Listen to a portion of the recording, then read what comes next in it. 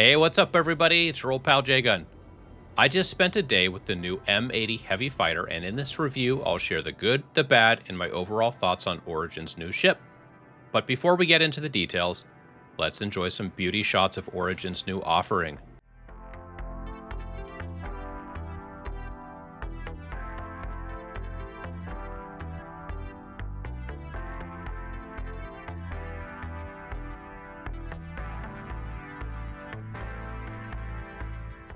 So let's talk about the bad. Aesthetically speaking, the M80 is a very confused ship.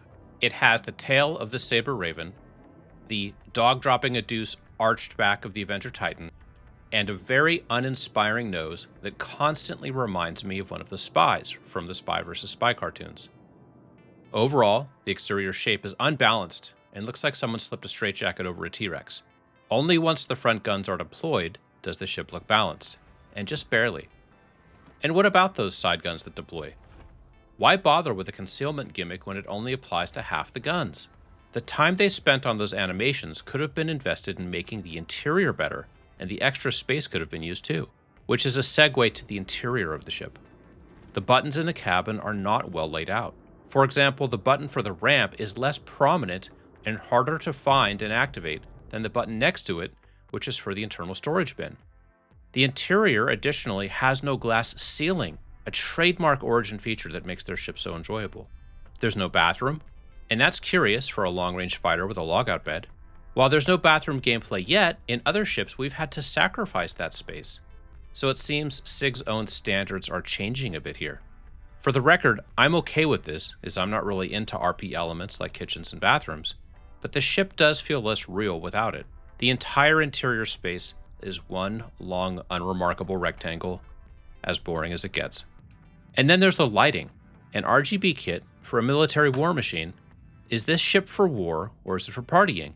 In general, the ship just doesn't know what it wants to be, and both the external and interior aesthetics lack cohesion. So let's talk about the good. What boxes does this thing check? The capabilities. It's got 2 size 2 shields, 2 size 4 hardpoints, and 2 size 5 hardpoints, 16 size 1 missiles, 4 size 3 missiles, a logout bed, a cargo grid that can hold a 2 SCU-sized container, a large enough interior to bring along a pulse, channel your inner Darth Maul, yes please, motherfucking puddle lights, and 1 million micro SCU of internal storage. That's 1 SCU to you and me. The performance. This thing goes 1400 meters per second top speed in nav mode. It's got great weapon conversions. It's got great capacitor implementation, so guns are matched at 75 rounds despite their size differences. It's got great stock power delivery with plenty of pips to power all key components to the max. In general, I love the simple turnkey usability of the M80. There are only 4 weapons, and they all pew-pew the same target. Just get in, fly, and kill. No coordinating 8 hardpoints like in the F8C. It's a general-purpose heavy fighter for dummies like J-Gun, with a stock power plant that gives you more than enough pips. And with no ballistics to rearm, the M80 has a very low cost of ownership. So is it any good as an actual combat ship? Let's take a look at some PvE combat.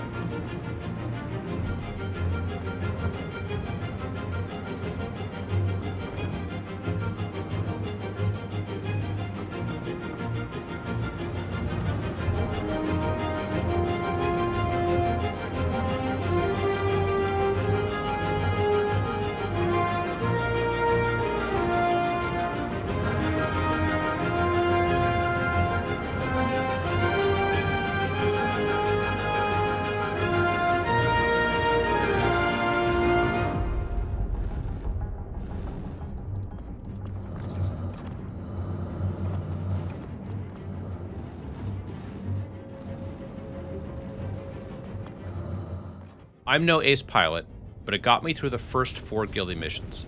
Unfortunately, after prolonged combat, coming up against a Vanguard Warden was my breaking point. I don't think this is the limit of the M80's potential, I just think this is the limit of my potential as a combat pilot, and I'm okay with that. I don't think the M80 will ever be a meta fighter, so sweaty PvP min-maxers can pass on this ship. But for folks that want a daily driver with a little storage and a ton of pew-pew, the M80 may fit the bill perfectly.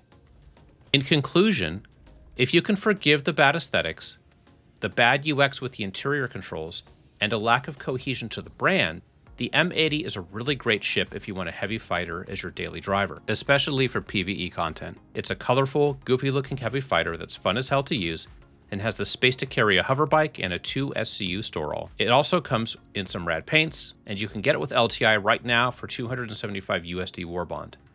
It will be sales tuned for the next 30 days, so grab it while it's hot, as I'm a buy on this ship. This concludes my review of the Origin M80. Don't forget, if you sign up for the game before May 27th using the link in the description, not only will you get all the normal referral bonus awards, but you'll also get some cool Drake DefenseCon gear. As always, thank you for stopping by. Feel free to like and subscribe, and I will see you in the verse.